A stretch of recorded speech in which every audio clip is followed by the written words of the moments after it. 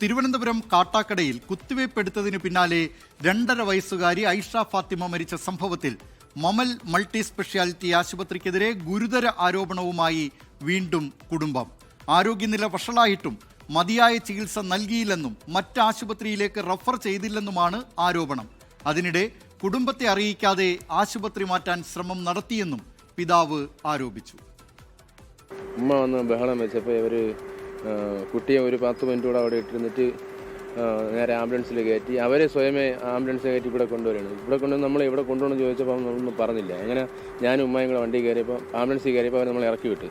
ആംബുലൻസിലെടുത്ത് പോകാൻ നമ്മളെ വീട്ടുകാരെ കയറ്റാത്ത കാര്യം എന്താണ്? കുട്ടി ഓൾറെഡി മരിച്ചെന്നാണല്ലോ ഇവിടെ പറഞ്ഞത്. ഇവിടെ കൊണ്ടുവന്നപ്പോൾ ഓൾറെഡി മരിച്ചെന്നാണ് പറഞ്ഞത്.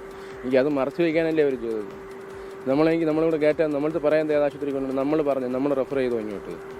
ആരോട് പോലീസ് സ്റ്റേഷനിൽ പരാതി കൊടുത്തിട്ടുണ്ട്. ഇപ്പോൾ ഈ പോണ വഴിക്ക് ഇനിയൊന്ന് മുഖ്യമന്ത്രിക്ക് ഒന്ന് പരാതി കൊടുക്കണം, പിന്നെ ബാലാവകാശൻ, പിന്നെ വേറെ 1-2 കമ്മീഷനുണ്ട്, അതിൽ കൊടുക്കണം, ആരോഗ്യമന്ത്രിയും കൊടുക്കണം.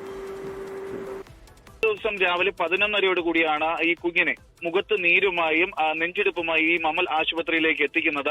അവിടേക്ക് എത്തിക്കുന്ന സമയത്ത് ഈ കുട്ടിക്ക് ചെറിയ രീതിയിലുള്ള ഒരു ശ്വാസതടസ്സമാണ് ഉണ്ടായിരുന്നത്. തുടർന്ന് കുടുംബം അറിയിച്ചതിനെ തുടർന്ന് ഈ ഡോക്ടർ അരുൺ വാര്യർ എന്ന് പറയുന്ന ഡോക്ടറാണ് കുട്ടിക്ക് ശ്വാസതടസ്സം മാറുന്നതിന് വേണ്ടി നെബുലൈസേഷനും അത്തരത്തിലുള്ള പ്രാഥമിക ചികിത്സയും നൽകിയത്. പിന്നീട് ഈ കുട്ടി നോർമലാവുകയും പൂർവ്വസ്ഥിതിയിലേക്ക് എത്തുകയും ചെയ്തു. അതിനിടെ കുട്ടി പറഞ്ഞതനുസരിച്ച് പിതാവ് മുട്ടായി മറ്റു സാധനങ്ങൾ വാങ്ങിച്ചു കൊടുക്കുകയും കുട്ടി അത് കഴിക്കുകയും ചെയ്തു. ഇതിന് പിന്നാലെയാണ് 2 ഇഞ്ചക്ഷൻ കുട്ടിക്ക് ടെസ്റ്റ് ഡോസ് പോലും കൊടുക്കാതെ നൽകിയതെന്നാണ് ഇപ്പോൾ കുടുംബം പറയുന്നത്.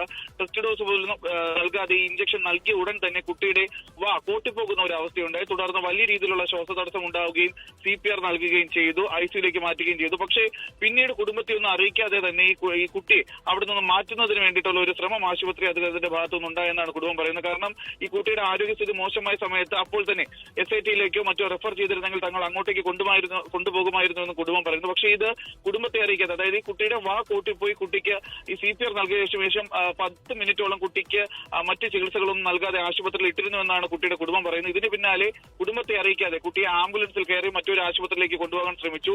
കുടുംബം ആംബുലൻസിൽ കയറാൻ ശ്രമിച്ചിട്ട് പോലും കൂടെ കൂട്ടാൻ തയ്യാറായില്ല എന്ന് കൂടി ഒരു ഗുരുതരമായ ഒരു ആരോപണം കുടുംബം ഉന്നയിക്കുന്നുണ്ട്.